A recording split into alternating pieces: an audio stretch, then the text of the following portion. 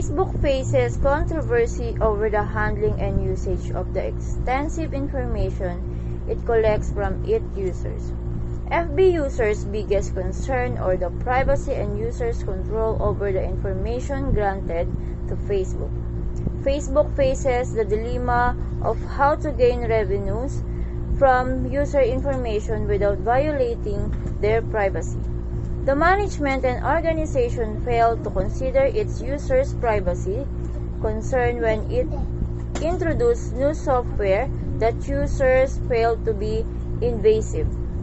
Facebook provides a free service that users pay for in effect by providing details about their lives, friendship, interests, and activities. Facebook in turn uses the trove of information to attract advertiser, app makers, and other business opportunities. Facebook occasionally isn't enforcing its own rules on data privacy. Facebook requires apps to ask permission before accessing a user's personal details. However, are you serious friends notifying information about them is used by a friend app? Facebook provides people-specific social networking platforms and facilitates content sharing and communication. Its target global netizen advertisers and also application developers. Facebook partners with different parties in the functionality application, developing and advertisers for enable various features to meet users' different social needs. To give better services, to write customers first, Facebook employs and analyzes customer information, shares info with third party, and provides ads to target ones. It means while give users control on privacy settings, enable a safe and trusted internet environment, which maintains a good relationship with customers. Talking Facebook to Facebook is a bit ironic. Facebook's entire business model is based on aggregation and sharing user information. They give people a free social media platform to use and in turn sell advertising and insight based on what they learn about user. Facebook to sell a very targeted advertising.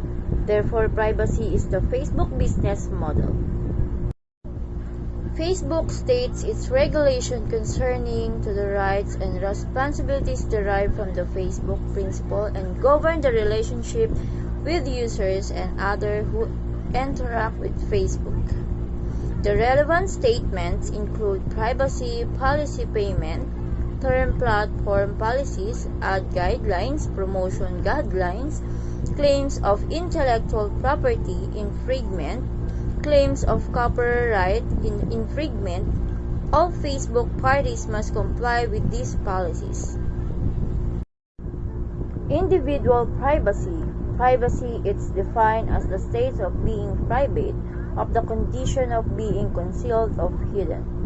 In turn of Facebook, the privacy of the individual is how much information, personal or not, is seen, but other users than the creator or provider of what information. Facebook share information about the user over the internet, where it can be freely accessed by anyone. This is where issues of privacy to the individual arise. Security of data and information. The security of data and information refers to help private information on a Facebook page can be accessed by others and the extent they can edit the information on that page. Accuracy of data and information. With the internet being a free environment, there are no set rules about who you can be or act as risk on it. Data quality. Data quality refers to the level of trustworthiness that information is susceptible to. For example, data quality affects the large amount of games and applications on Facebook, where level of trust for the game or application is not known. For all the users could know, it may be misleading and result in identity theft or fraud through the use of the user's information. Changing nature of business. Businesses shifting in the way they operate as they have now come to embrace technology such as the internet and are embracing its advances and innovation. Social networking sites such as Facebook, which see more than 350 million people using the site, proves the business that this can be seen as a great opportunity for marketing over the internet through ads to be displayed on Facebook. This hence changes the way market advertisers work, having to also adopt do you see the internet as their tool. Appropriate information use. Appropriate information use refers to the correct usage of information and the adherence to privacy policy, if any. Appropriate use of information on Facebook can refer application, assessing the user information and correctly using it without distributing it to any external sources or companies. Health and safety. Health and safety on the internet applies to the mental health of an individual rather than the physical. For example, the use of social networking site Facebook is associated with issues of cyberbullying and peer pressure. Copyright laws. Copyright laws on Facebook refers to the copying of original pieces of music or art, just as MySpace Music work, where bands can post their tracks and pieces online. Arises the issue of copyright and how much of the available information can be reproduced, although this wouldn't really apply to Facebook itself, but rather the user who posted the information on a Facebook page. Advertising policies. Facebook policies restrict applicants from using any ad companies that haven't signed an agreement with Facebook, an agreement that prevents the advertiser from collecting personal information. However, some apps also letting unapproved advertising companies track users. According to data collected from Privacy Choice, a startup that offers privacy services, this could be a violation of Facebook advertising policies. Advanced privacy models. Facebook is considered to have one of the most advanced privacy models for its app because it lists nearly every type of data sought and provides users with the ability to reject apps requests. For some types of data, smartphone apps often lack privacy policies and don't offer as much information and control over the use of personal data. 3 highlights on Facebook privacy policies. 1. Use decide how much information they feel comfortable sharing on FB, and user control how it is distributed through their privacy settings. 2. FB is also a service for sharing information on FB enhanced applications and websites. User can control how they share information with those third-party applications and websites through their application settings. 3. FB allow advertisers to select characteristics of user they want to show their advertisement to, and FB use to information users share with FB to serve those advertisements. Describe the weakness of Facebook's privacy policies and features. 1. Allowing users' information to be shared and made public. Continued to let other users know what you were doing until disable it manually. 2. The incorporation and handling of its newsfeed features. The newsfeed feature provided other users that you are friends with updates of actions that you perform while logged into FB. 3. Unable to delete FB accounts or any of the information that is on user account. FB keeps a copy of user entire account even after they deactivate it and no longer wish to have any affiliation with FB. FB privacy is difficult to comprehend. Users normally don't quite understand the option of privacy setting. Facebook states its regulation concerning to the rights and responsibilities derived from the Facebook principles and govern the relationship with users and others who interact with Facebook. Irrelevant statements include parties must comply with this policy, payment terms, platform policies, ad guidelines. All Facebook parties must comply with this policy. The company has encountered more than its fair share controversy along its path to success, mostly concerning its handling and usage of the extensive information it collects from its users. Management.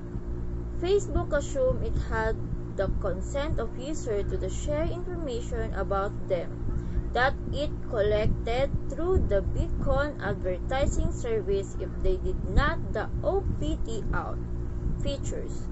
Facebook changed beacon to the opt-in service and gave users the ability to disable it completely.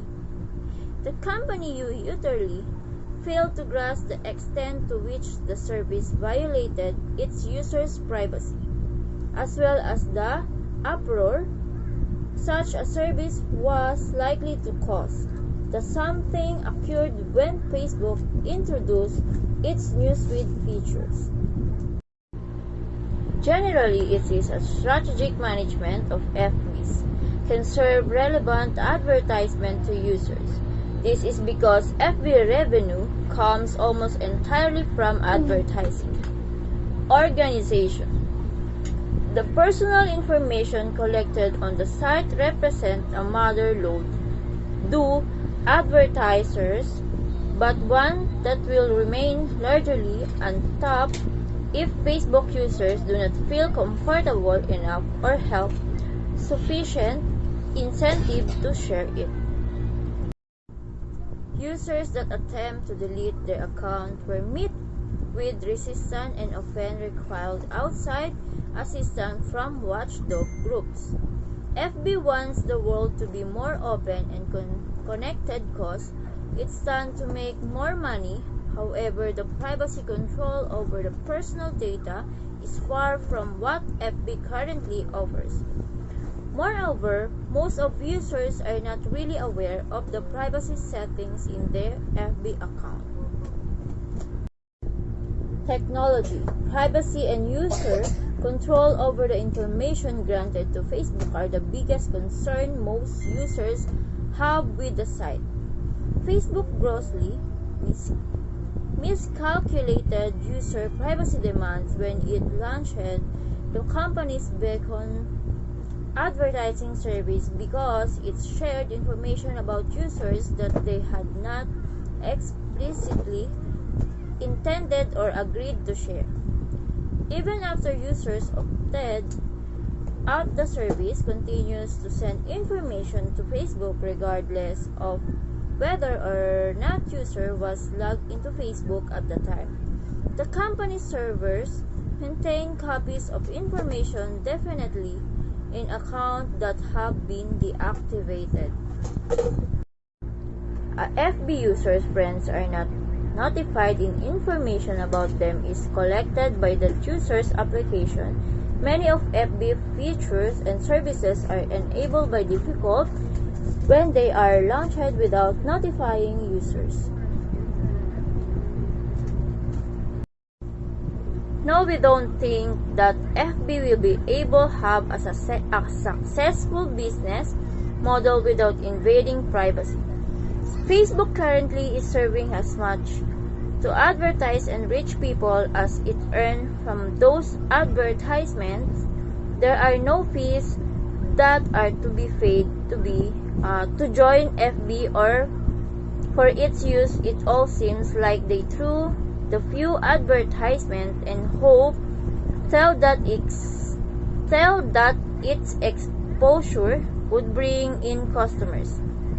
Obviously, the backbone of FB's business model is advertisement, and a result, FB needs more users' data to customize its ads and indirectly invading individual privacy. It is a critical challenge for FB to avoid offend users' privacy. Positive indicators. 1. It is one of the largest social networking sites in the world and is growing. 2. Facebook interface is simplistic and clean, trends to attract those looking for a script, more structured social networking environment. 3. It is represent a unique opportunity for advertisers to reach highly targeted audiences based on the demographic information and narrowly specific criteria. 4. It is represent a goldmine of opportunity because of the information the site has gathered because of the richness of the social networking environment. 5. Part of its status as a first mover in the social networking marketplace help attract more users. Negative indicators. 1. It has created large numbers of hostile users because of its privacy violations. 2. Facebook's own popularity will enjoy its chances to attract advertisers to its sites, claiming that the engaging and immersive environment that draws visitors to the site makes users less likely to click on ads. 3. Skeptics also believe that the current application system, where applications tend to support one another via advertising through other applications without the aid of extensive outside advertising, is unsustainable because over the long term, so far, only 200 Facebook applications have attracted more than 10,000 users per day, and 60% failed to attract even 100 daily users. 4. It remains to be seen whether or not the company can turn its heaviside traffic and trove of personal information into new revenue streams. Are there any measures Facebook could take to make this possible? To alert all the numbers of FB with an electronic detailed letter stating that for advertising purpose, information that is submitted to your information pages will be used by FB company. To give the users the option to either accept or reject the offer in order to install illegal standing that with the users of the site, as well as protect the integrity of the company. To over applications that could be put on their pages in terms of interactive games and trivia in turn for allowing FB to access users' account for advertising purposes.